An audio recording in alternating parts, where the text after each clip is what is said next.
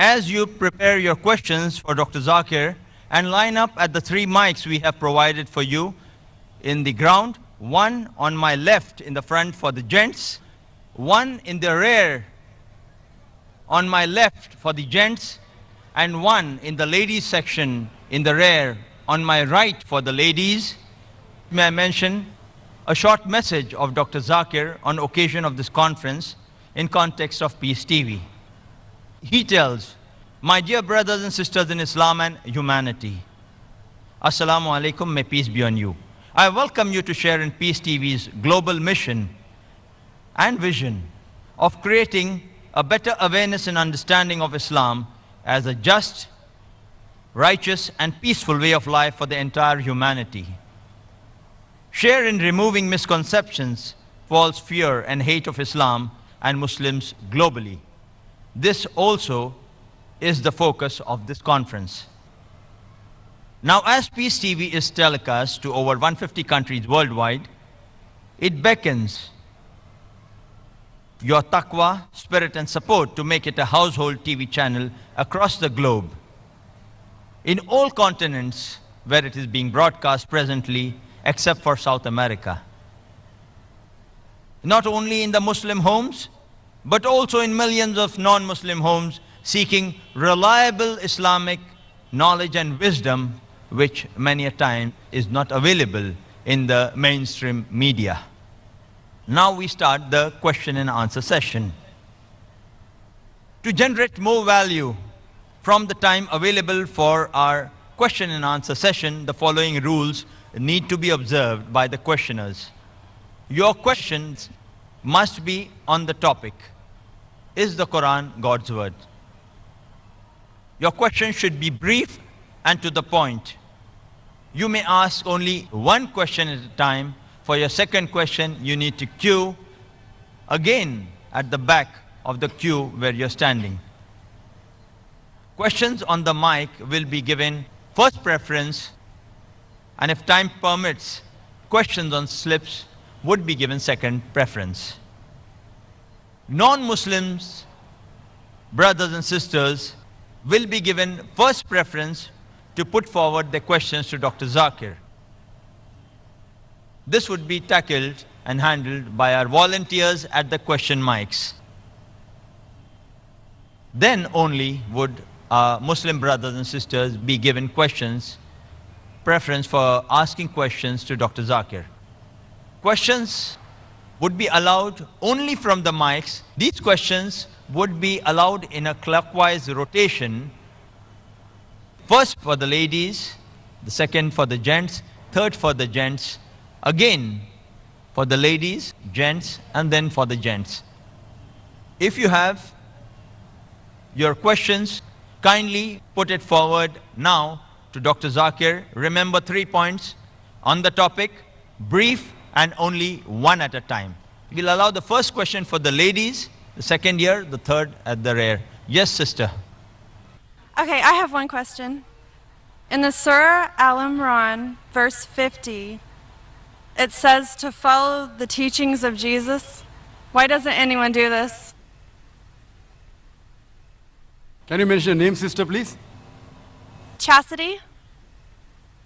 Sister asked a question that the Quran says in Surah Imran, chapter 3, verse number 50, that we have to follow the teachings of Jesus Christ, peace be upon him. And there are many verses which say that we have to believe in Jesus, peace be upon him. Sister, let me clarify that Islam is the only non-Christian faith which makes it an article of faith to believe in Jesus Christ, peace be upon him. No Muslim is a Muslim if he does not believe in Jesus Christ, peace be upon him. We believe that he was one of the mightiest messengers of Allah subhanahu wa ta'ala. We believe that he was the Messiah, translated Christ. We believe that he was born miraculously without any male intervention, which many modern day Christians today do not believe. We believe that he gave life to the dead with God's permission. We believe that he healed those born blind and lepers with God's permission. The Christian and the Muslim sister, we are going together. But one may ask, where is the parting of ways? The parting of ways is, sister, that many Christians, they say that Jesus Christ, peace be upon him, he claimed divinity. He said that he was Almighty God. If you read the Bible, sister, there is not a single unequivocal statement in the complete Bible where Jesus Christ, peace be upon him, himself says that I am God, or where he says worship me. If any Christian can point out a single unequivocal statement, a single unambiguous statement in the complete Bible where Jesus Christ, peace be upon him, himself says that I am God, or where he says worship me, I am ready to accept Christianity today. I am not speaking on behalf of my other Muslim brothers. In fact, if you read the Bible, it's mentioned in the Gospel of John, chapter number 14, verse number 28. Jesus Christ, peace be upon him, said, my Father is greater than I. Gospel of John, chapter number 10, verse number 29, my Father is greater than all. Gospel of Matthew, chapter number 12, verse number 28, I cast out devil with the Spirit of God. Gospel of Luke, chapter number 11, verse number 20, I cast out devil with the finger of God. Gospel of John, chapter number 5, verse number 30, I can of my own self do nothing. As I hear, I judge, and my judgment is just. For I seek not my will, but the will of Almighty God. But the will of my Father. Anyone who says that I followed not my will, but the will of Almighty God, he's a Muslim. Jesus Christ, peace be upon him, was a Muslim. He never claimed divinity. And it's clearly mentioned in the book of Acts, chapter number 2, verse number 22. Ye men of Israel, listen to this. Jesus of Nazareth, a man approved of God amongst you, by wonders and miracles and signs which God did by him, and you are witness to it. Jesus of Nazareth, a man approved of God amongst you, by wonders and miracles which God did by him, and you are witness to it. So we believe that Jesus Christ, peace be upon him, he was one of the mightiest messengers of God, but he was not God. So here we differ. As far as the teachings are concerned, your basic question was that Quran says we have to follow the teachings of Jesus Christ, peace be upon him. When Jesus Christ, peace be upon him, came in this world, he was only sent for the Jews, only for Bani Israel. The Quran says clearly in Surah Saf, chapter number 61, verse number 6, that Jesus Christ, peace be upon him, came as a messenger to the Bani Israel. It's mentioned in Surah Al-Imran, chapter number 3, verse 49, that Jesus Christ, peace be upon him, was sent only for the Bani Israel. It's mentioned in the Gospel of Matthew, chapter number 10, verse number 5 and 6. Jesus Christ, peace be upon him, he says, go ye not into the way of the Gentiles. Who are the Gentiles? Non-Jews, Hindus, Muslims. Go ye not in the way of the Gentiles, enter ye not into the city of the Samaritans, but rather go to the house of the Lordship of Israel. And a similar message is repeated in the Gospel of Matthew, chapter number 15, verse number 24. He says to the apostles that I have been sent not but to the Lordship of the house of Israel. So Jesus Christ, peace be upon him, was sent only for the Bani Israel. And his message was supposed to be followed only for a particular time period. That's what the Bible says, that's what the Quran says. In spite of this, sister, if you read the Bible, what Jesus Christ, peace be upon him, says, if you analyze, it's mentioned in the Gospel of Luke that Jesus Christ, peace be upon him, he was circumcised on the 8th day. We Muslims, mashallah, we are circumcised. Majority of the Christians aren't circumcised. So if you say that following the teachings of Jesus Christ, peace be upon him, makes you a Christian, then I'd like to say that I am more Christian than the Christians themselves. It is mentioned in the Bible, in the book of Ephesians, chapter number 5, verse number 18, that be not drunk. It's mentioned in the book of Proverbs, chapter number 20, verse number 1, that wine is a mocker. We Muslims, we don't drink alcohol. Quran says in Surah Ma'idah, chapter number 5, verse number 90, alcohol is haram, we don't touch it. We don't touch it as a whole.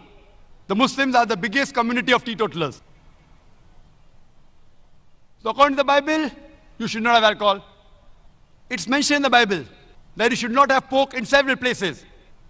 It's mentioned in the book of Leviticus, chapter number 11, verse number 7 and 8. It's mentioned in the book of Deuteronomy, chapter number 14, verse number 8. In the book of Isaiah, chapter number 65, verse number 2 to 5. No less than 5 places that you should not have pork.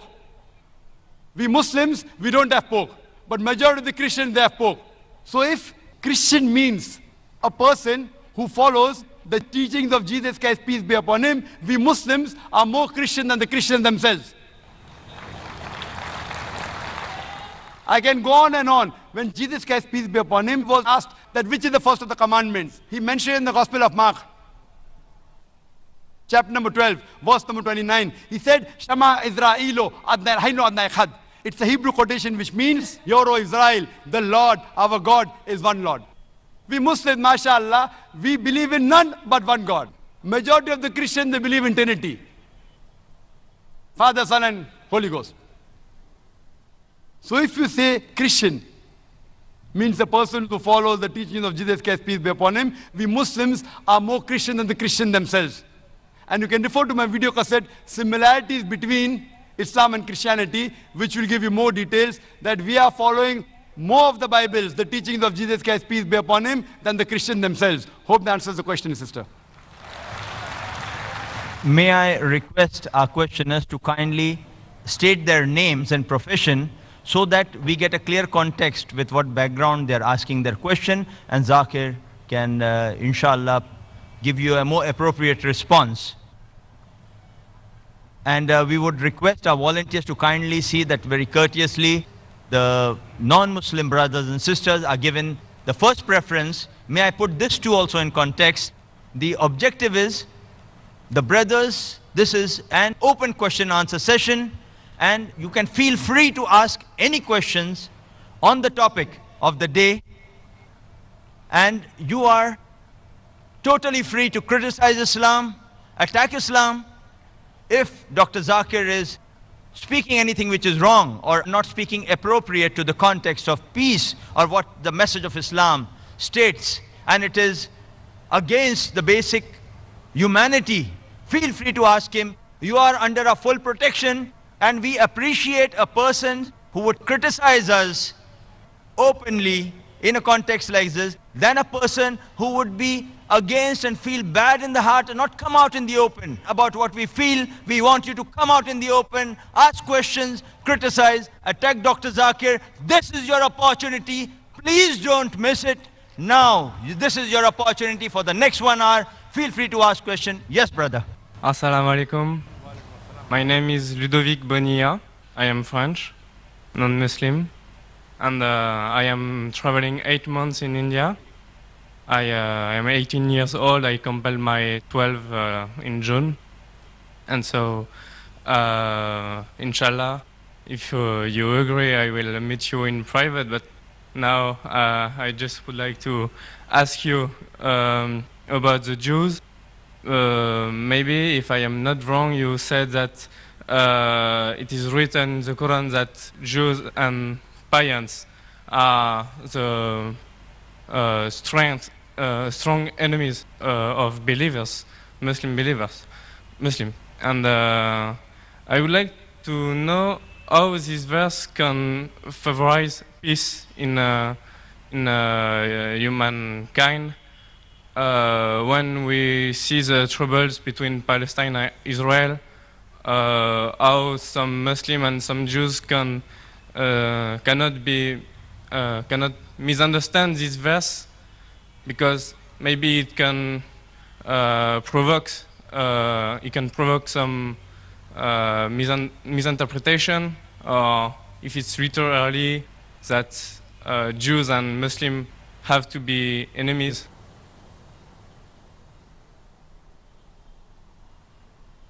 Well, that's a very good question. That he said, I said in my speech, and I quoted the verse of the Quran of Surah Ma'idah, chapter 5, verse 82, which says that strongest in enmity to the Muslims would be the Jews and the pagans, and the closest in love would be the Christians.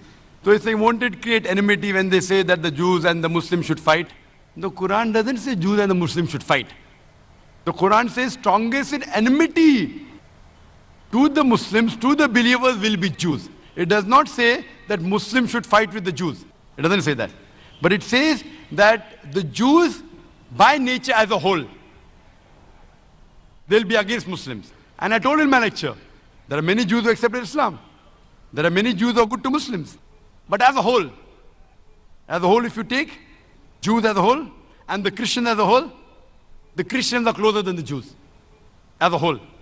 This is a fact. For example, the Quran says that the Jews are intelligent also. So that's a fact. If they're intelligent, they're intelligent. That doesn't mean that it hides the fact. And the Quran also says that they will be as a whole a staunchest enemy. So this is one of the falsification tests. That today, if you want to prove the Quran wrong, if the Jews get together, all of them, and they decide, let's prove the Quran wrong. At least for 3-4 years, we will be better than the Christians. Let's stop the war of Palestine. You know the Palestinians? The Jews were kicked out by Hitler. Hitler incinerated 6 million Jews. He kicked them out of Germany. The Arabs, the Palestinians, they do ahlan wa sahlan. Come with open arms. After a few years, they are kicked out of the home. Imagine someone gives a traveler his home to live, and the traveler kicks him out of his home, and he's shouting that he has taken my house, and you're calling them terrorists. So what they have to do is, let's get together and solve this problem. Whatever the problem is. Today, America is controlled by the Jews. Whether it be the banks, whether it be the money, whether it be the power. According to the American survey, no one can become a president of USA without walking the Star of David. Though the Jews are a minority, less than 5% in America. But they're controlling the economy, they're controlling America. Fine? So if they're controlling America, let all of this, let's solve the problem of Palestine, let's solve the American problem. Not forever. Few years. 4-5 years only. And the problem is solved. So we aren't telling that the Muslims should fight with the Jews. In fact, the Quran says, even if your enemy wants peace, several places, even if they come to fight you, it's mentioned in Surah Anfal, in the battle, if they want peace, give it to them. So Quran is always for peace. Quran is always encouraging them. But if a person does not want peace to prevail, what can we do? Islam is a religion of peace. It wants peace, but it even mentions facts. That means we have to be careful of the Jews. Not that we have to fight them, unless they come and fight with you. That's a different thing. Imagine what's happening in Palestine, what's happening in other parts of the world. So brother, for peace to prevail, you have to follow the guidance of the Quran and live harmoniously rather than be enemies. So Quran doesn't say that Jews should be enemies, but they will be saying. Hope that answers the question. Can we have the next question from the brother in the rear? I am Mr. Chauhan, retired teacher. Before question, I would like to salam all of you. Walaikum assalam wa rahmatullahi wa barakatuh. My question is, the Quran is word of God, as you propounded in detail. But I doubt that Quran is not only the word of God, but it is mixture of God's and Prophet's word. How? Because in several verses you mention that I have not written, as Prophet mentioning, that I have not written, it is not my word. Wherever he has clarified that it is not my work. So what about these words? These are not his words. Please. Brother asked a very good question, and that logic I use when I speak to the Christians about the Bible. The Bible said that undoubtedly you proved it's the word of God, but besides being the word of God, there's the words of Prophet, because it's mentioned in the Quran, I did not write it. Brother, no verse of the Quran says I did not write it. You point out the verse, and I'll accept that the Quran is not the word of God. What does the Quran say? They say that the Prophet wrote it. And I quoted. Maybe you misheard me. What I said, that Surah Sajda, chapter number 32, verse number 1 to 3. They say that the Prophet forged it. Tell them, nay, it is the truth from Almighty God. It is Almighty God talking. If the Prophet wrote it, then I agree with you. This is what is mentioned in the Bible. In the Bible it says that Moses, peace be upon him, he says that I died on so and so. Neither Moses wrote it, neither God wrote it. So if Moses wrote the book, how can he say that I died? So that's what you find in the Bible. Jesus Christ, peace be upon him, speaking.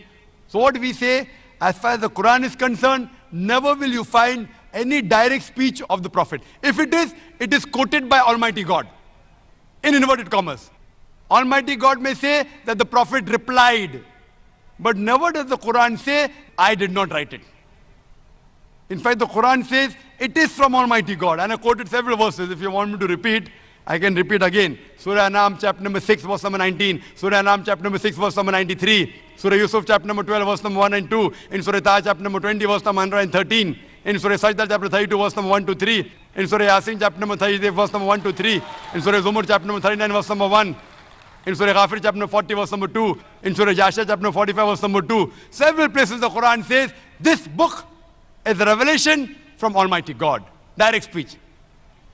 Hope that answers the question. Yes, sister.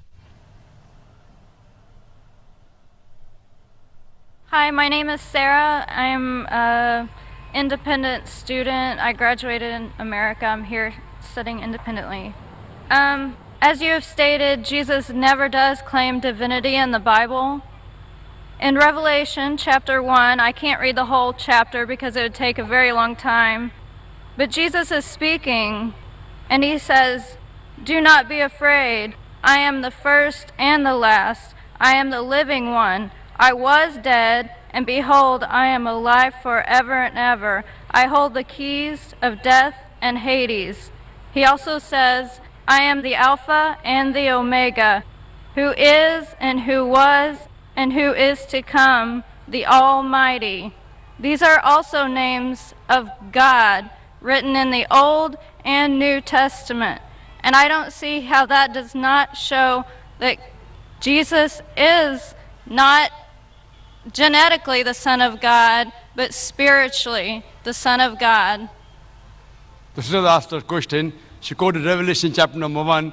She didn't give the verses. She's talking about the first 20 verses. And I'm Alpha and Omega is verse number 11. Revelation chapter number 1, verse number 11, where Jesus Christ, peace be upon him, says that I'm Alpha and Omega. So she says, just because Jesus Christ, peace be upon him, says, I'm Alpha and Omega, I'm first and the last, according to you, he is claiming divinity. Mark me. I had said there is not a single unequivocal statement, not a single unambiguous statement in the complete Bible where Jesus Christ, peace be upon himself, says that I am God, or where he says worship me. He didn't say. Now you are saying that because Jesus said I'm Alpha and Omega, therefore is Almighty God. What do you mean Alpha and Omega? I'm the first and the last in what? Do you mean Jesus Christ was first in this world? No, he was born in a stable. Before him was his mother. There were many prophets that came before him. So surely he's not the first. Neither is he the last. In the Bible it says Prophet Muhammad, peace be upon him, he'll be coming. It's mentioned in the Gospel of John, chapter number 16, verse number 12 to 14. I have many things to say unto you, but ye cannot bear them now. For he, when the Spirit of truth shall come, he shall guide you unto all truth. He shall not speak of himself. All that ye hear shall he speak. He shall glorify me. He shall show you things to come. Talking about Prophet Muhammad, peace be upon him. So what does this word Alpha and Omega mean? It does not mean that he's first and the last, actually, literally. Because there were many people who came before him, and there are many people who came after him.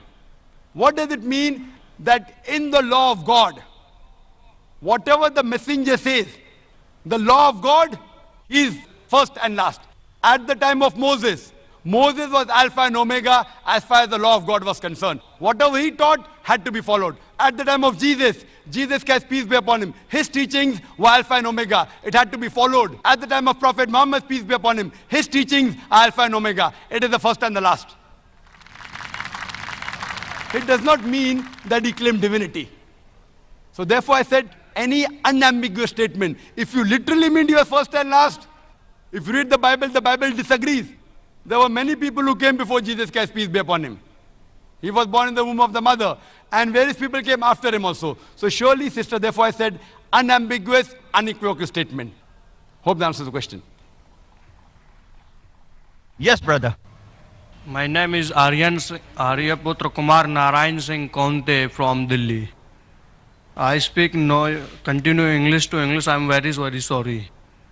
Sir मैं पूछना चाहता हूँ क्या भगवान के बनाए हुए सभी नियमों में परिवर्तन होता रहता है क्या? मैं इसलिए पूछना चाहता हूँ क्योंकि इस्लाम धर्मावली बोलते हैं कि यानी कि मनुष्य का कभी पूर्ण जन्म नहीं होता है, और जबकि श्रीमद् भागवत गीता में श्री कृष्णा ने अर्जुन से कहा है, हे पार्थ, कि इंसान यानी कि कई बार जन्म लेता है, शायद तुम्हें नहीं मालूम है, मेरे कई जन्म हो चुके हैं। मैंने पहला जो गीता का ज्ञान दिया था वो पहले मनु को दिया था, जिसे आप शायद नू इस्लाम का नाम से जानते होंगे।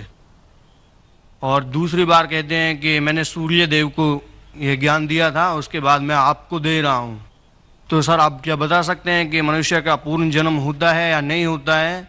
क्या भगवान के बनाए हुए नियमों में क्या परिवर्तन होता रहता है कि समय अनुसार? मैं ये पूछना चाहता हूँ। The brothers asked two questions. The first question is, can there be change in the law and the teachings of Almighty God? Can there be changes? And question two is that can a person be reborn? Can he be reborn? And he quoted a verse of the Gita, which I'll come to it later on. As far as the first question is concerned, can the laws of God keep on changing? If the law of God is time bound, if it's meant for only a particular group of people and for a particular time period, it will keep on changing. For example, as I mentioned in my talk, Torah, Zabur, Injil, all of them were revelation of God, but they were meant for a particular group of people and for a particular time period. But once the last and final revelation of God has been revealed, nothing new can be added, nothing can be subtracted. Quran is the last and final revelation of Almighty God. No other revelation is going to come. Prophet Muhammad, peace be upon him, is the last and final messenger. There is no other messenger to come. Allah says in Surah Azab chapter 30 verse number 40, مَا كَانَ مُحَمَّدٌ أَبَا أَحَدٍ مِّن رِجَالِكُمْ وَلَٰكِنَّ رَسُولَ اللَّهِ وَخَاتَمَ النَّبِيِّينَ وَكَانَ اللَّهُ بِكُلِّ شَيْءٍ عَلِيمًا. That Muhammad, peace be upon him, is not the father of any of you men, but he is the messenger of Allah and is the seal of the prophets. And Allah is all-knowing, full of wisdom. After Prophet Muhammad, if anyone says that he is a messenger of God, he gets revelation, then he requires a psychiatrist. Prophet Muhammad is the last and final messenger. After Quran, no other revelation is going to come. And Quran clearly mentioned in Surah Ma'idah chapter 5 verse number 3, on this day have I completed my religion for you, and I've chosen for you Islam, and complete my favor on you. Once the religion is completed, nothing new can be added, nothing can be subtracted. So as far as your question, yes, the old revelations, there can be changes. But the basic message from the first revelation till the last about Tawheed, about oneness of God is the same. So all the revelations that came before the Quran, they have not maintained their pure form. They have been changed by human beings. And because it was not meant for eternity, Almighty God didn't feel it fit to be preserved. But as far as the Quran is concerned, Allah says in Surah Hijr, chapter number 15, verse number 9, we have revealed the Quran and we shall guard it from corruption. This Quran, even if all the human beings try and change the Quran, they cannot do it. All the human being and jinn, they get together, they can't change the Quran. So as far as the previous revelation, yes, there can be a change. But the final revelation, no, it cannot be changed. It is the ultimate. Now coming to the second question. Second question ये है sir, second question में जुड़ा रहा हूँ अभी, यानी कि अल्लाह के पास तीन नेक बंदे जो रहते हैं, उनमें हमारी ओर से ब्रह्मा, विष्णु, महेश, तीनों के काम अलग अलग हैं। यानी कि पहला ब्रह्मा, यानी कि जैसा जो जीव काम करता है उसके हिसाब से उसको जन्म यानी कि योनि में भेज देते हैं। दूसरा काम है विष्णु, जो विष्णु जी हैं वो जीवों की पालना पोषणा की ओर ध्यान देते हैं। तीसरे जो महादेव हैं, जिनको देवादिदेव महादेव यानी कि शिव शंकर बोलते हैं, यानी कि वो सब का हिसाब बराबर करते हैं। यानी कि आपके पास जो यानी कि अल्लाह ताला के पास जो तीन बंदे नेक बंदे रहते हैं, उनका भी काम क्या यही है? भाई साहब आपने इजराइल नया सवाल पूछा जी, इसका जवाब दूंगा। पहले पुराने सवाल का जवाब दूं क्या नहीं मैं? जी। आपने पुनर्जन्म की बात की बराबर जी, तो उसका जवाब चाहिए या नहीं चाहिए? चाहिए। चाहिए ना, तो पहला पुनर्जन्म की बात करूंगा, फिर आपकी ब्रह्मा, विष्णु और शिवा की भी बात करूंगा। हाँ, इंशाल्लाह तीनों की बात करूंगा मैं। There was asked another new question, so I told him first I'll reply to the old question, then I'll come to a new question. His previous question was that do you believe in reincarnation in a second life? As far as reincarnation is concerned, what you quoted is Bhagavad Gita, but the highest scripture in Hinduism is Ved. Vedas are number one. They are the Shrutis. Then later on come the Smritis. Mahabharata, part of Mahabharata is Bhagavad Gita. Though Bhagavad Gita is more widely read than the Vedas, but authenticity in grade Veda is higher. The Ved speaks about Punarjanam. Punarjanam means next life. And if you read the Quran too speaks about next life. Quran says you'll come in this world, you'll die, again you'll be resurrected. Punar means next, Janam means life. Punarjanam. Nowhere does the Veda speaks about death, life, death, life, death, life, death, life. Nowhere. Nowhere. Neither does the Bhagavad Gita speak about that. What you quoted to me is a verse of Bhagavad Gita, chapter number 4, verse number 22. I'm giving you the reference. Where it's mentioned in Bhagavad Gita, according to the Hindus, it's the word of Almighty God. And it says that as the human beings keep on changing the clothes, they throw away the old clothes and put on new clothes, same way the soul will take a new body. Will throw away the old body, new body. I have got no problem. In this world you have this body, when you die you are resurrected, new body, no problem. It is matching with the Quran, matching with the Veda. But this philosophy, what you're talking about reincarnation, in Sanskrit it is called as samsara. The theory of reincarnation, the theory of life and death, called as rebirth, correct? Now this theory was propounded by the scholars of Hinduism. It's nowhere mentioned in the Vedas. Why? Because they could not justify. Some people are born deaf, some people born rich, some people born in a poor family, some people are born healthy, some people congenital heart disease. How can God be unjust? So they couldn't justify, so they came with the philosophy of death, life, karma and dharma. Karma is the deed, action, dharma is the law. So, what justification? How can God be unjust? How can a person be born with a heart disease? Last life, he did some sin. This was a philosophy assumption by the scholars of Hinduism, not by Ved. So then they came with this philosophy and they say that if you do good deeds, in your next life, you will be born of a higher degree. And the universal birthright of Hinduism is all living creatures are birthrights. So maybe you're born sometime as a cockroach, sometime as a rat, sometime as a cat, sometime as a dog, sometime as human being. Human being is the highest level. So if you do good deeds, you're born higher. If you do bad deeds, you're born lower. Fine? And you're born as a human being 7 times. How many times? 7. This is the philosophy of the Hindu scholars, called as samsara. Now I'm asking you a question, brother. In this world, sin is increasing or decreasing? Sin, पाप बढ़ रही है कि घट रही है? बढ़ रही है, माशाअल्लाह, very good. Sin is increasing. Population of human being, इंसान जो जनता, इंसान है बढ़ रही है कि घट रही है? Population बढ़ रही है कि घट रही है? बढ़ रही है, माशाअल्लाह. So sin is also increasing and human beings are increasing. If sin is increasing, human beings should decrease. So what we realize, logically it's not correct. Therefore, I believe in Punarjanam. Punarjanam is next life, which even Quran speaks about next life. But only one. You come in this world only once. Now coming to your third question. About Brahma, Vishnu, Mahesh or Shiva. Same. 2 names, Mahesh and Shiva, same. But more popular known as Shiva. Right? The creator, the destroyer, the sustainer. Brahma, Vishnu, Shiva. And you ask me that does God have these 3 forms? No, God doesn't have 3 forms. Does he have any people? Yes, he has many angels. See, alone God is sufficient.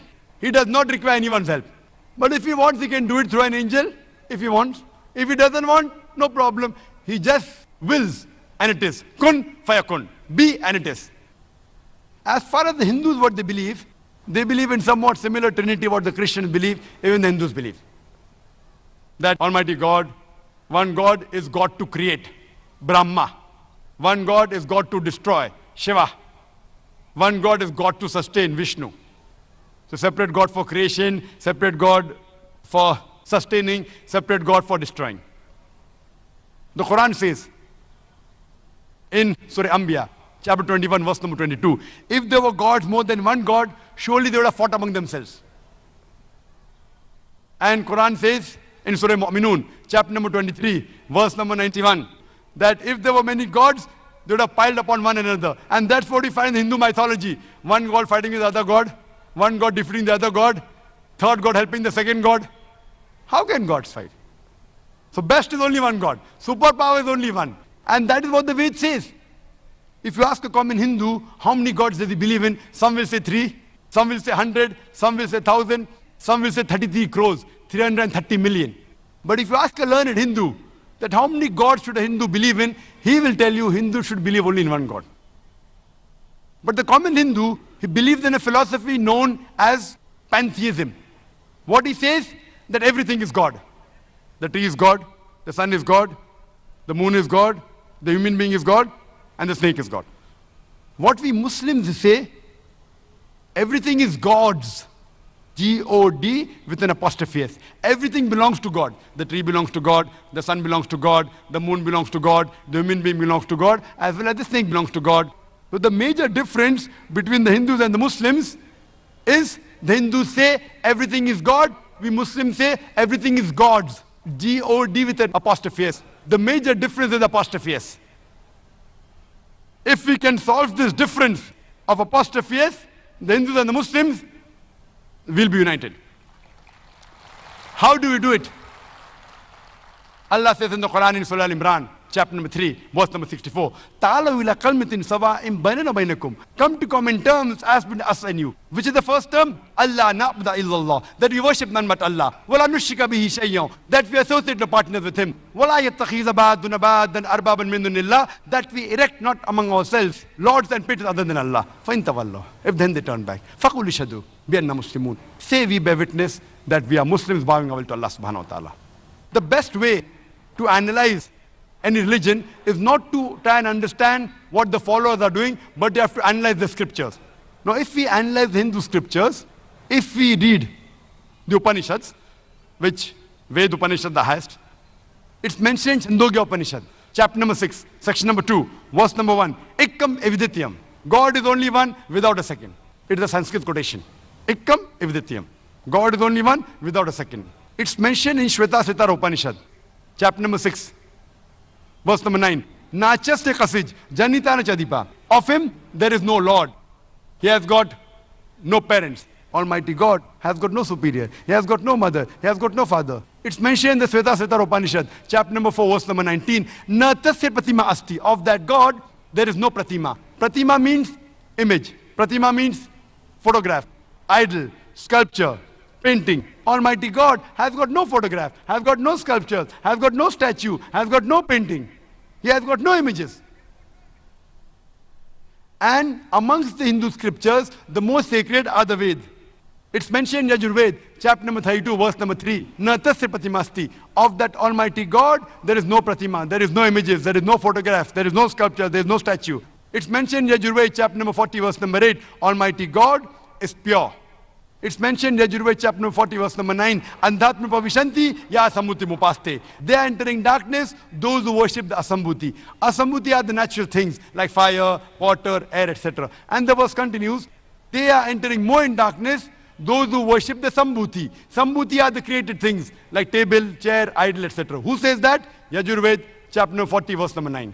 And the Brahma Sutra of Hinduism is Ekam Braham देवत्या नास्ते नैना नास्ते किंचन भगवान एक ही है दूसरा नहीं है नहीं है जरा भी नहीं है there is only one God, not a second one, not at all, not in the least bit.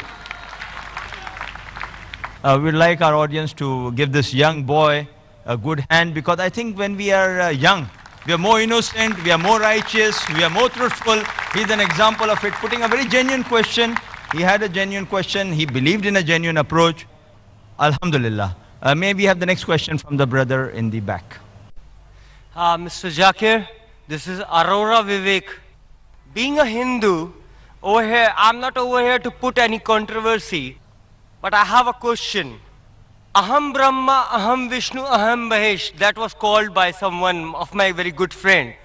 Eventually he was telling us about Quran and Bible, but what my question is, I have got just 4 questions to ask to you. Number 1. Most important question first. Okay, if there is time, we would definitely permit you another question. No issues. Because if everyone asks 2-3 questions, if I as a coordinator allow, I think we are not being fair to the other questioners. Fine. I got your point. Just one question. As though, Mr. Zakir, you were talking about Genesis version and everything, I just have a put one question. If you are making a comparison between the Quran and Bible, why not a comparison between the Vedas, the Quran and the Bible? They are versatile in each every manner. One each eventually is cooperated with each other. God, the Almighty is one. Rather it called be as a Allah, it's called by Bhagwan or Jesus. Why not make it sure? All of the people should say, why not only one? Brother asked a very good question, very important question, very practical question. When I'm making comparison between Quran and the Bible, why not make comparison between Quran, Bible, Veda, etc.?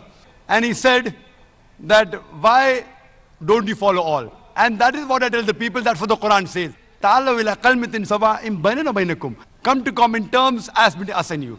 Brother, what I tell every human being, any, whether it be a Hindu, Christian, Muslim, Jew, Sikh, Parsi, no problem.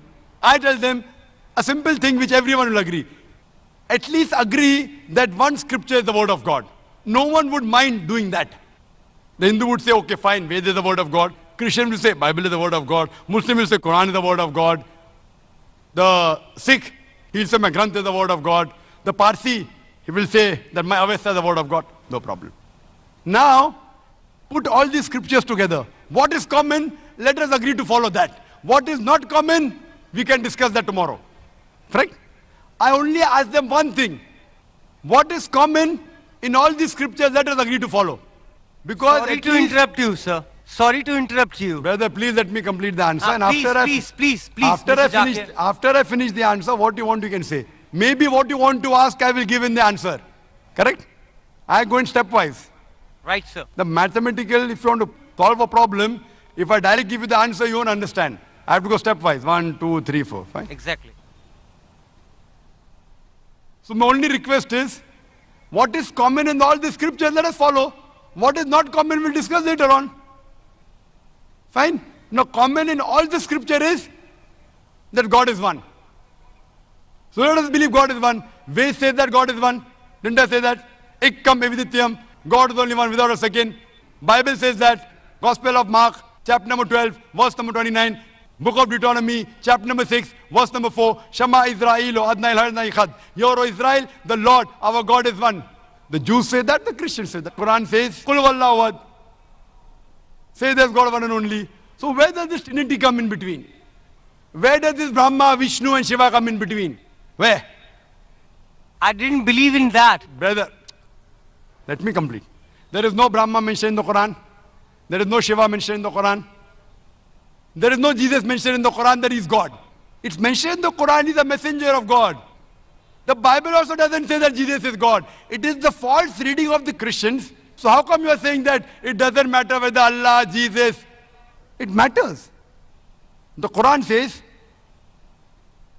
in Surah Isra, chapter number 17, verse number 110, Qulidullah abidur rahman ayamatadu falal asmaul husna. Say, call upon him by Allah or by Rahman. By whichever name you call upon him, to him belong the most beautiful names. It should be a beautiful name. It should not conjure up a mental picture. It should be a true name. You can't give a false name to God. You can't insult God. You can't belittle God. Some people tell me, what difference does it make? You call Pani, you call water, you call Tani. No problem. If you call Pani, you say in Hindi. Tani, you say in Tamil. Moya or Mai, you say in Arabic. Jal, you say in Hindi. No problem. You can call by any name. But then, one morning, my friend comes and tells me, every morning I have water. But after I have water, the doctor told me I have a lot of water. But I start vomiting. I said, why? No, the water is yellowish. The doctor told him to have water. He has every morning 1 glass of water. The water is yellowish. Yellowish. Yellowish. Then I realized what he's talking is not water, it is urine. You can't call urine as water. The definition of water, you can call Tani, you can call water, you can say Rahman, you can say Rahim, you can say Karim, you can say Rab. But you can't call God as man. You can't call God as insan. Therefore you can't call water as urine. And the touchstone for theology is Surah Ikhlas, chapter number 112, verse number 1 to 4. What I mentioned in Surah Ikhlas. So what I'm going to tell, that what is different, keep it aside. Nowhere does the Quran say that Jesus is God. Nowhere does the Quran say Mahesh is God. So keep Mahesh out. Yes, if you say Brahma, Brahma is a Sanskrit word which is known as a creator God. So if you say creator, I've got no problem. If you say God is a creator, I've got no problem. Because Quran says that God is Khalik, creator. But then you say this creator has got 4 heads. He has got 4 hands. Then you're giving an image to God. You're going against Veda. Na tasya patimasti. Of that God there is no image. I do believe So call him creator. But you say that creator is a man, then he's not God. I do have an He should apology. be the creator. So same way, brother, if you see my video cassette, similarities between Islam and Hinduism, inshallah, most of the queries will be answered. Hope that answers the question. I do apologize. What I was specifically want to say to you, Mr. Zakir, I do not want to get into controversy over here. But thing is this, Mr. Zakir was telling appropriately right what exactly was over here the people is wanting. What I wanted to know, basically, exactly what the speeches he is providing to us, we are over to listen him. Exactly the Renaissance, the creator of the world, rather it should be counted as Allah, Bhagwan, or the Jesus, should not be created in self.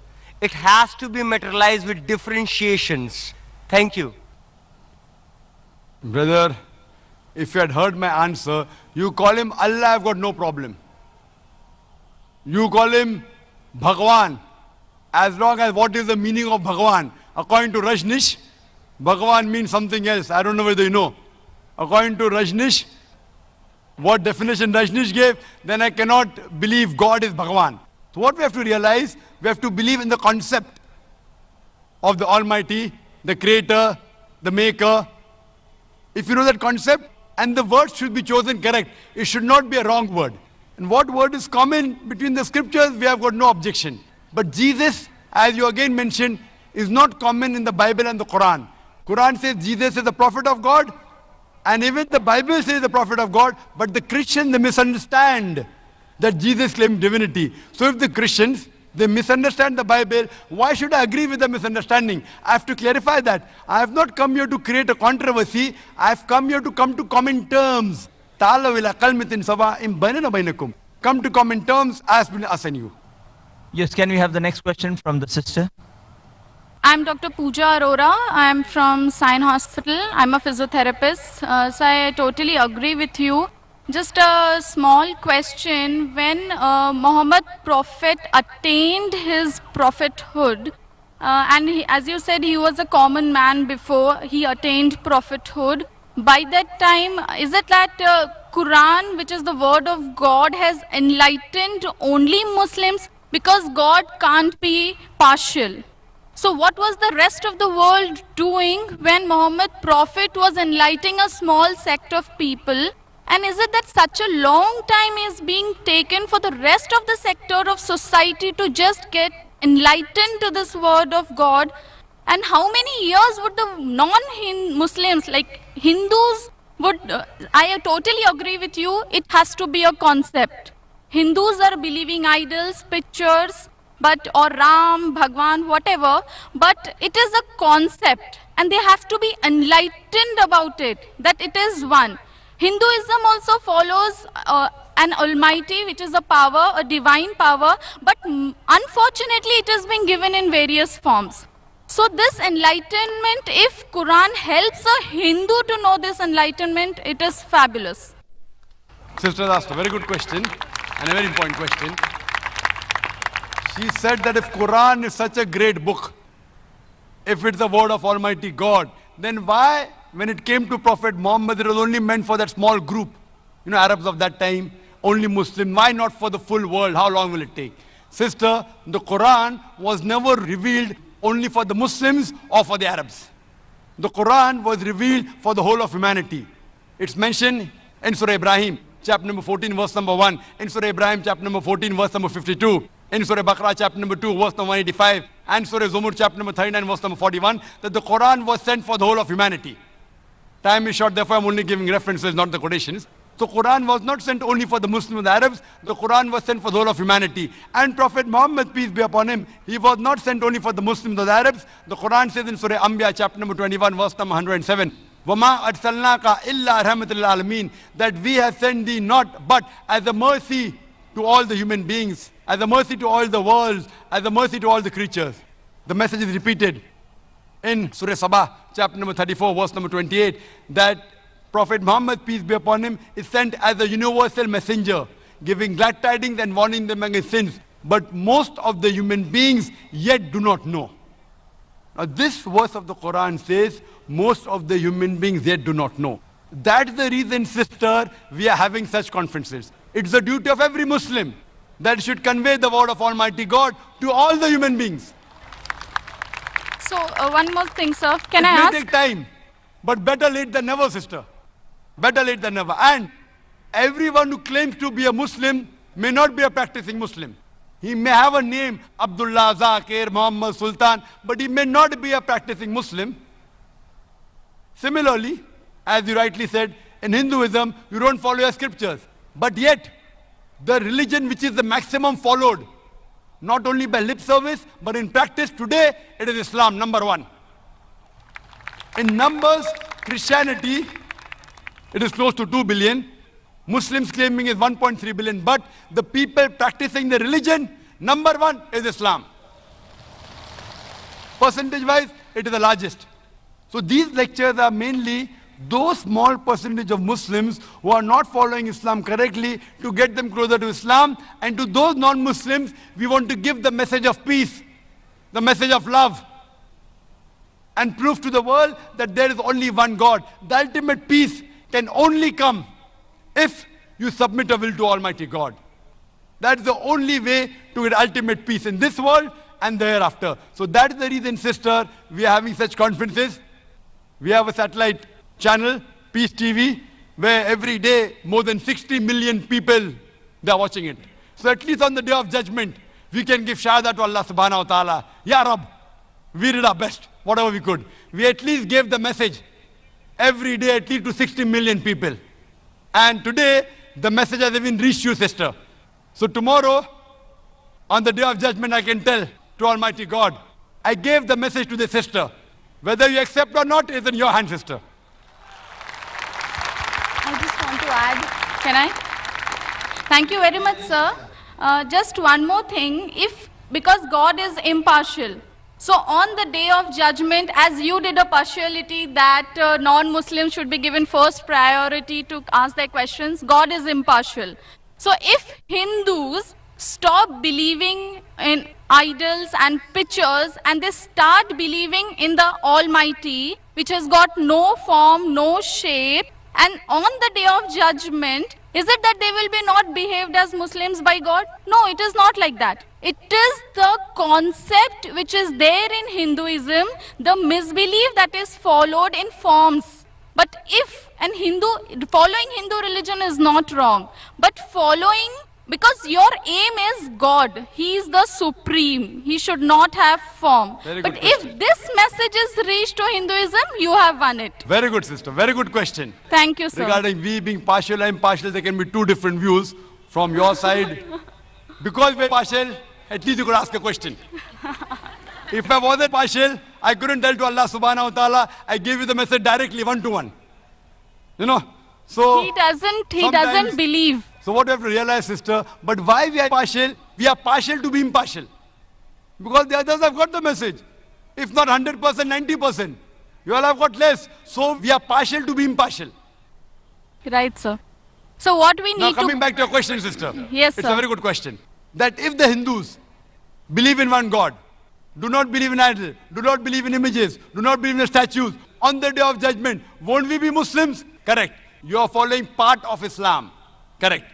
If you read the Hindu scriptures further, the Hindu scriptures say there is another messenger to come. And the coming of Prophet Muhammad, peace be upon him, has been prophesied in various places. He's prophesied in Bhavishya Purana, Parva 3, Khanda 3, Adhyay 3, Shloka 5 to 8. He's prophesied in Bhavishya Purana, Parva 3, Khanda 3, Adhyay 3, Shlokas 10 to 27. He's prophesied in the Atharva Ved, chapter number 21, verse number 6. Atharva Ved, chapter number 21, verse number 7. He's prophesied in several places. He is mentioned by name no less than 100 times as Muhammad in the Hindu scriptures. Right, Time sir. doesn't permit me to mention all the references. There is mention of a Kalki avatar in Kalki Purana, chapter number 2, verse number 4, 5, 7, 9, 11 and 15. It says that there is another avatar to come, Kalki avatar, whose father's name shall be the servant of God, Vishnu Yash, translated to Arabic as Abdullah, which was the name of the father of Muhammad sallallahu alaihi wasallam. The mother's name of this Kalki avatar would be Sumati. That means peace and serenity, which is Amina in Arabic, which was the name of Prophet Muhammad sallallahu alaihi wasallam, mother. This person would be born on the 12th day of Madhav, the 12th Rabi Awwal. That is the Prophet Muhammad sallallahu alaihi wasallam born. He'll have 4 companions, and we know the first 4 Khulfa Rashidin. It says that he will be born in a place which is peaceful in Makkah. He'll be born in a house of the chief of Makkah, that is the Quraysh tribe. It says that he will go northwards from a cave and come back. And Prophet Muhammad sallallahu alaihi wasallam went from Makkah to Medina and came back. On and on, talking about Kalki Avatar. So you believe in one part, La ilaha illallah. You also have to believe in Muhammad Rasulullah. Thank you, sir. Thank you. And if you do this, you keep your name, whatever your name was, whether Preeti, whatever name, sister. What is the name, sister? Pooja. Pooja. You keep your name. Don't change your name. But indeed, you will be a Muslim. Changing your name is not required. So the concept... Concept of one God, no statue, no images, last final messenger, Prophet Muhammad. Inshallah, on the day of judgment, you will go to heaven with your name, Pooja. So the pathways are different. The only thing is the goal should be the same. That is No, what sister. I believe. For the goal, pathways are different. If both the different pathways go to the same goal, they it is meet fine. at the same goal. Yes, sir. That is what I want to say. All the roads don't lead to Rome, sister. Fine? You may think it will lead. So if you think falsely, I have to correct you. I don't believe... No, sir. No, sir. sister, if you say you're a Hindu, by Yeah. definition, Yeah. Hindu is a person who lives in India. No, sir. It's not like that. Sister, Hindu is a geographical definition. You don't know, I know. I'm a Hindu by geographical definition. I'm a Hindu. Geographically, sister, the word Hindu was first used by the Arabs. There are many Arabs here. They call me Hindi when I go there. Hindi, Hindi. They tell I'm a Hindu. The word Hindu was first used by the Arabs when they came to India. It was also used by the Persians to describe the people who lived in India. So geographically I'm a Hindu, but if you tell me religiously, Hindu is a misnomer. Swami Vivekananda said the right term is a Vedantist. You should follow the Vedas. So as far as you follow the right things in the Veda, believe in one God and believing in Prophet Muhammad sallallahu alaihi wasallam, by deed you are a Muslim. So the religion can't be powerful. The ultimate power is Allah. Correct. Right? I agree Ultimate with you. power is God. And the religion of God, and the religion of God is the ultimate religion. So the There's religion only of one God religion. is not Islam. The religion of God is not Islam. Isn't Islam, it? if Islam is Arabic word which is hurting you, you keep Islam aside. No. It's not hurting me. I'm telling you, it's sister. not hurting me. If it's not hurting you, nobody. No, sir. It is a Pak word in itself. How it can hurt anybody? At least not an educated girl. MashaAllah, you're an educated girl, sister. Yes. Thank you so much. Thank you, sir. Sister, Islam means submitting your will to God. So if Islam is a problem, keep Islam aside, but submit your will to God. Allah says in the Quran in Surah Al-Imran chapter 3 verse number 19, Inna Dina Indallahi Islam, the only religion, the only way of life accepted in the sight of Allah is submitting our will to Almighty God. Yes, brother. Mr. Naik, this is myself, Dr. Suryakant Pawar from St. George Hospital. Thanks for the nice and enlightening lecture about the Quran as God's word. As you mentioned that Quran is God's word, I just want to ask you, who is the creator of the God? What is the origin of God? The brother asked a very good question, that if Quran is the word of God, who is the creator of God? Very good question. If I ask you, brother, that your friend John, he gave birth to a child. Can you guess the child was girl or a boy? Your friend John gave birth to a child in the hospital. Can you guess, was it a girl or a boy? Guess. No, Girl or a boy? I can't guess. Sorry? I may not guess. Try. At least 50% you'll get right. Yeah, 50%, 1/2 chance. Okay, tell me. Boy. Boy. Whether can a man give birth to a child? No. So is it a girl or a boy? But the name can be for a female. I'm asking you, your friend John. I don't know anyone female called by John. No, we can call, Boy. na? Okay, suppose a friend who is a boy, is a man. He went to hospital. He gave birth to a child. Was it a girl or a boy? Girl. Can a man give birth to a child, brother? No. Now you understood. A man can't give birth to a child. So where's the question of it being girl or a boy? So by definition, God is uncreated. So a question, who is the creator of God, is like I asking you a question. Your friend who's a man, he gave birth to a child, is it a girl or a boy? The question is illogical. Because by definition, a man cannot give birth to a child. So where's the question of girl or a boy? So by definition, God is uncreated. Every created thing has a creator. God does not have a creator. Therefore, my argument with the atheist, I never ever said that everything has a creator. I said every created thing has a creator. But the God is uncreated. By definition, the moment I mention who is the creator of God, he is not God. وَلَمْ يَقُلْ لَهُ كُفُوًا أَحَدٌ. Therefore, by definition, God is uncreated. Hope that answers the question. Okay. Thank you. The next question from the brother in the back. My name is Peter. I'm a student of religion philosophy. Now my question is on the textual authenticity of the Quran. First, when Abu Bakr commanded Zayd to gather the text together, he did that. But there is also written in Al-Bukhari, volume number 5, page 96, Abdul ibn Masud, he was the authority mentioned by Muhammad. He gathered a text. Then Salim, the freed slave, he gathered a text. And also Ubay ibn Ka'b, a master reciter mentioned by Muhammad. And there are also other people who compiled their text. But when Usman became the Khalifa, he ordered Zayed to make replicas, 7 replicas of his text and sent it to the different parts. And ordered those previous texts to be burned. Now, if those master reciters compiled the Quran and Usman ordered those texts to be burned, now there rises a question on the authenticity of the Quran. MashaAllah, brother knows about Ibn Masud, may Allah be pleased with him, about Zayd ibn Thabit, may Allah be pleased with him. MashaAllah. Many of the Muslims will not know those names. You know, now it's easy to go on the internet. Jesus Christ, peace be upon him, said in the Gospel of John, chapter number 8, verse number 32, seek ye the truth and the truth shall free you. Now when internet is there, many people go on the internet, there are various websites which are speaking against Islam. They go, they get the name and they decide, no problem, brother. No problem.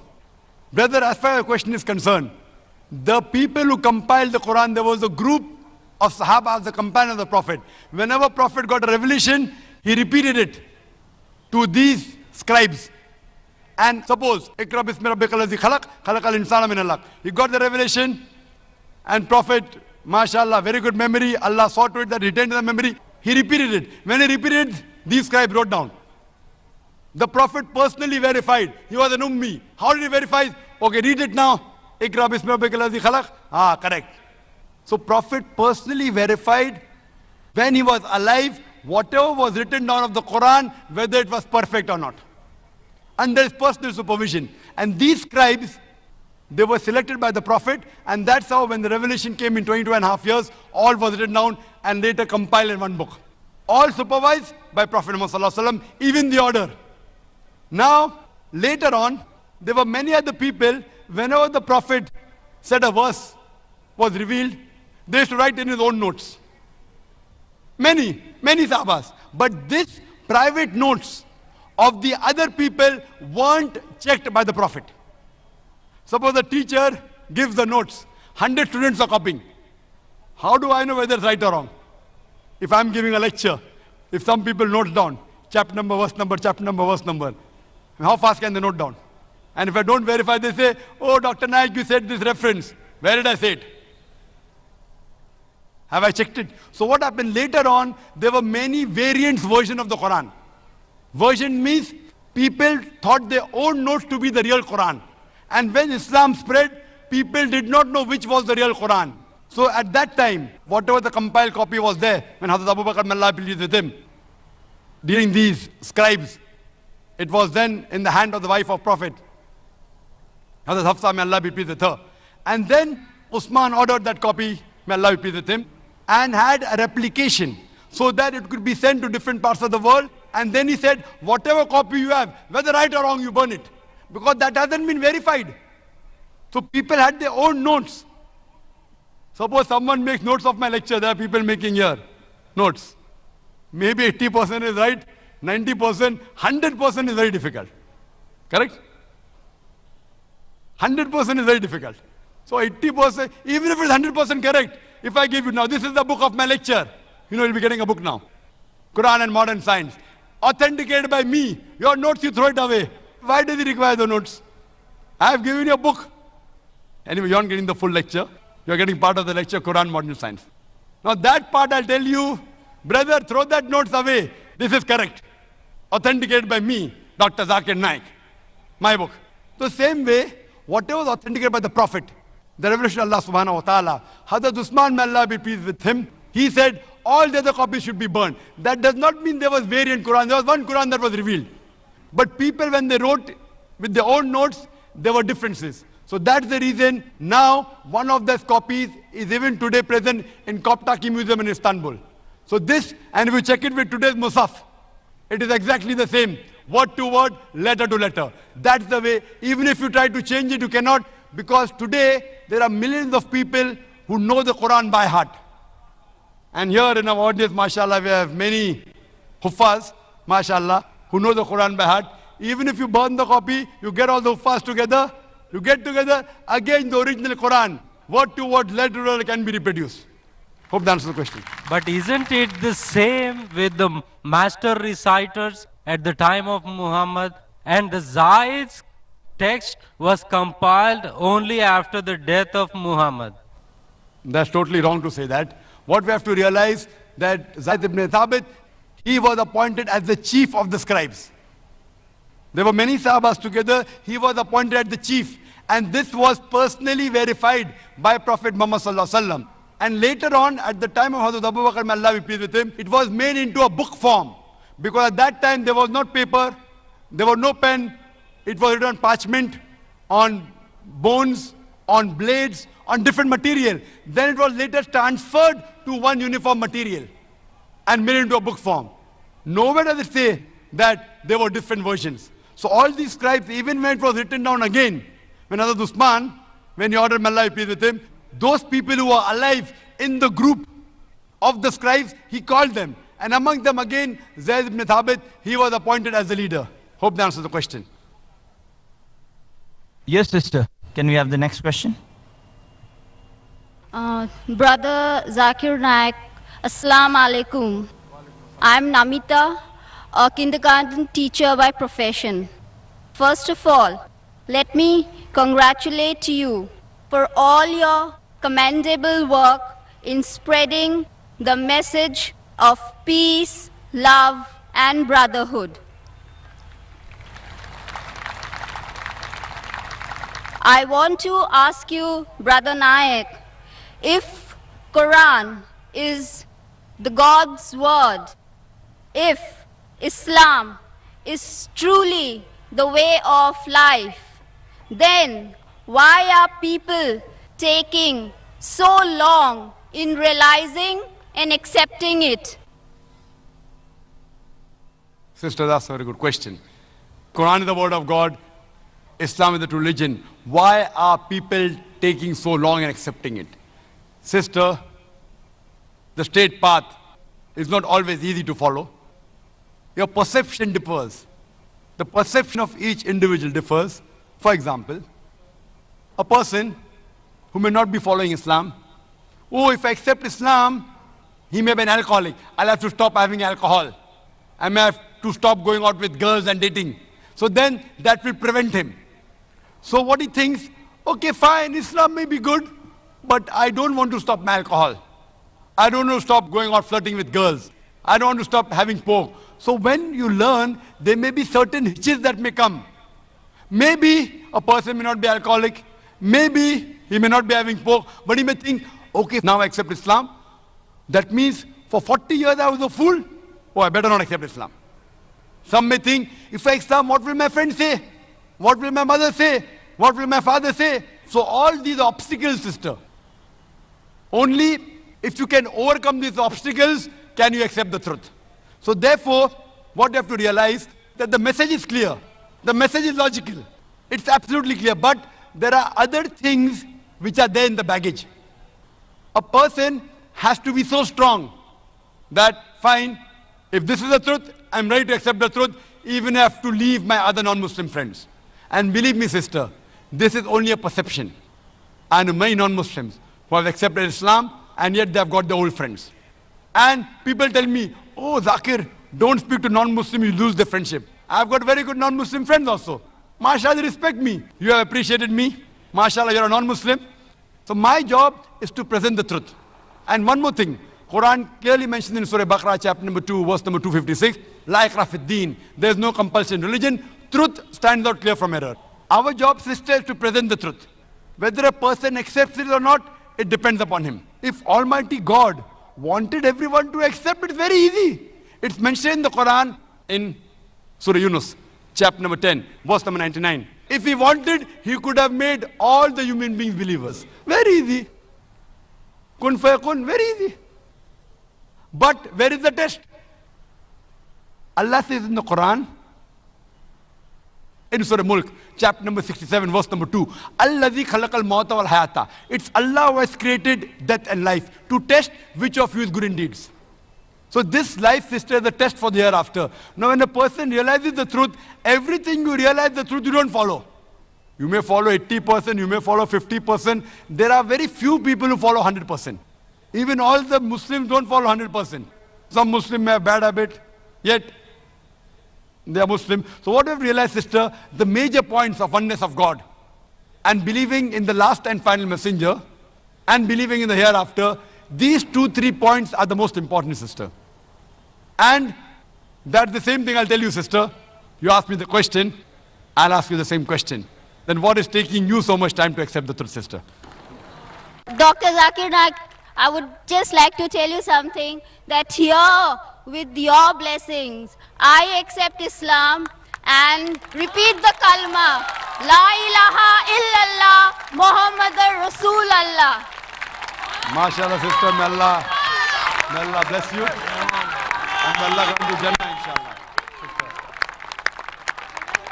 And welcome you, sister. And may Allah subhanahu wa ta'ala bless you and grant you Jannah. Ameen. May we have the next question from the brother in the front. Firstly, sir, congratulations for arranging this program. I am Advocate Shivaji Sapkal from Bid, Maharashtra. This program is peace for all over. I get opportunity to ask question, but my question is not related to Quran. Yes, sir. Yes. Sir, there are lakhs of Marathi speakers. I also Marathi. What is the role of IRF, means Islamic Research Foundation? What IRF doing for Marathi or non-Muslims? That's a very good question. Since we are living in the state of Maharashtra, he's asking what are we doing as far as Marathi is concerned, and what are we doing for non-Muslims. As far as Marathi is concerned, I'll be very frank with you. we want to do, but we aren't doing much. There are some of my books being translated to Marathi by others, because I can understand Marathi, but I can't speak Marathi. I mean, I should be able to do it. We are trying to make our children speak many languages, but I can understand Marathi, but I can't speak. A little bit, I can, but I don't master the language. Maybe then I would have given lectures in Marathi also. But we have some speakers in IRF who give lectures in Marathi. We have Brother Abdul Ghaffur Qureshi. Whenever there's a request to speak in Marathi, we send him. So what we are doing, we are training people to speak and convey the message of peace in different languages. The training program is in English, and many people know 3-4 languages. So the training program is in English, sometimes in Urdu and Hindi. Then he goes, if he's coming from South Africa, from Africa, then he speaks in the African language. Many people are coming from other parts of the world. From Malaysia they have come. They have come from USA. They have come from Singapore, from Saudi Arabia, from Philippines, Tagalog. I don't know Tagalog. What I do, I convey the message in English. I tell the people to convey in Tagalog. I am requesting you, brother, convey my message, what you have learned here, heard here, to those people who know Marathi. You'll be doing a favor to me. Yes, yes, sir. Inshallah. That's the first question. Come to the second question. What are we doing for non-Muslims? Again, we aren't doing much. Whatever limited we can do, there's so much to be done. The organization is big, mashallah. We have got more than 2,000 volunteers. Yet I'm saying we are doing nothing. We are a very small organization. Very small. We have organized this conference. We are giving first chance to non-Muslims. Because you are a VIP guest. A special guest. You, today, are more closer to me than the other Muslims. Why? Because I have to convey, Allah will ask me on the Day of Judgment, have I conveyed the message or not? So I'm trying my level best to convey personally on this level. Furthermore, this conference, the 10-day conference, we have invited non-Muslims and we mentioned in the posters, all faiths welcome. People of all religion welcome. But in question and answer session, we give them first preference. We give them priority. So that the doubts can be cleared. Even the Muslims have got doubts. The Muslims, they get angry with me. Brother Zakir, what about us? Afterwards, kal dekh lenge, no problem. Okay. Kal matlab abhi kal ne, ab 10 din ke baad dekh lenge. So what we have, besides giving the message here, maybe there are tens of thousands of people here now. MashaAllah, tens of thousands of people. But there are more than 60 million people watching live. But yet, we are doing nothing. IRF per se, Islam Research Foundation, what we should do, we are doing very little. But we are trying our level best. And we pray to Allah subhanahu wa ta'ala that may He accept our humble effort that we are doing in trying to spread His message to the world. Hope that answers the question. Wish you all the best for your organization, sir. Yes, brother, the next question. My name is Sahil. I'm a graphic designer. I'm a poet. May peace be on you, Dr. Zakir. I always wanted to say this. I've got a chance by God's grace today. I love you, Dr. Zakir. I love you very, very much. And I thank you. May peace be on you too, brother. And I thank you I too love you, brother. I too love you, brother. Thank you. And I thank you for the ample amount of knowledge I've got going through your lectures from my friends, from my sister Nagma. And there's a slight bit of confusion between the word of God and the people who believe the concept of Judgment Day. Like there's a small question. We believe, like the Muslims believe, that on the Judgment Day, the dead will be put life in them. And some of the Muslims believe that it will be on the first night in the grave that the dead will be put life, and there'll be azab and questions and answers in the grave. So I just wanted to clarify this. That's it. The brother asked the question that the difference of opinion, will life be put on the Day of Judgment, on the Day of Judgment resurrected, or will it be in the qabr? Brother, if you read the hadith, there is mention of the azab of qabr. Allah says in the Quran, in Surah Imran, chapter number 3, verse number 185, that kullu nafsin zaikatul maut, every soul shall have a taste of death, but the final recompense will be on the Day of Judgment. This life is just mere chattels of play and deception. But the final hisab kitab, final judgment, is on the day of judgment. What we have to do, we may get part of the punishment in this world, part of the reward in this world, part of the reward in the qabr, part of the azab in the qabr, but the final, ultimate judgment is on the day of judgment. The final total of good and bad will be recorded on the day of judgment, and then, based on your deeds, you will either go to heaven or hell. Some of this will be given in this world, some in the grave, but the final accounting will be on the day of judgment. Hope that answers the question. Thank you. Yes, sister. Hi, I'm an American student studying culture and theology, and I have a question. You said Jesus never claims his divinity, and that Jesus was only here for Jews, but the Bible says, "Tell us if you are the Christ, the Son of God." And Jesus replied, "Yes, it is as you say." And then in Matthew 28:18 through 20, Jesus says to his disciples, "All authority in heaven and on earth has been given to me. Therefore, go and make disciples of all nations, baptizing them in the name of the Father and of the Son and of the Holy Spirit, and teaching them to obey everything I have commanded you. And surely I am with you always to the very end of the age." Sister has quoted two verses from the Bible. The first one, if I'm mistaken, you said that Jesus claimed that you are Son of God. Did you say that, sister? Yes, sir. Son of God. And second, she said that Jesus said, "Go to all the nations." What she's quoting is the ending last portion of the Gospel of Matthew. If you go earlier, sister, it's mentioned in the Gospel of Matthew, chapter number 15, verse number 24. He says to the apostles that I have been sent not but to the lost sheep of the house of Israel. What you quoted, according to the scholars of the Bible, what they say, that is an interpolation. But whether it is or not, I don't want to argue. But then there's a contradiction in the Bible. The Bible clearly mentions in the Gospel of Matthew, chapter number 10, verse number 5 and 6, Jesus Christ, peace be upon him, says to the apostles, "Go ye not into the way of the Gentiles, go ye not into the way of the non-Jews, the Hindus, the Muslims, but rather go to the lost sheep of the house of Israel." As far as the first question is concerned, that Jesus Christ, peace be upon him, said that I am the Son of God. Sister, do you know, in the Bible, God has got sons by the tons. Adam was the son of God. Ephraim was son of God. Israel was son of God. All those, they are led by the Spirit of God, they are sons of God. So if you are a righteous person, you are a son of God. If I am a righteous person, I am a son of God. That is the language of the Bible. As far as calling son of God to a righteous person, I do agree that since Prophet Jesus was the messenger of God, he should be called the Son of God. But what do the Christian missionaries say? No, no, no, no. He is not a normal son. He is the begotten Son.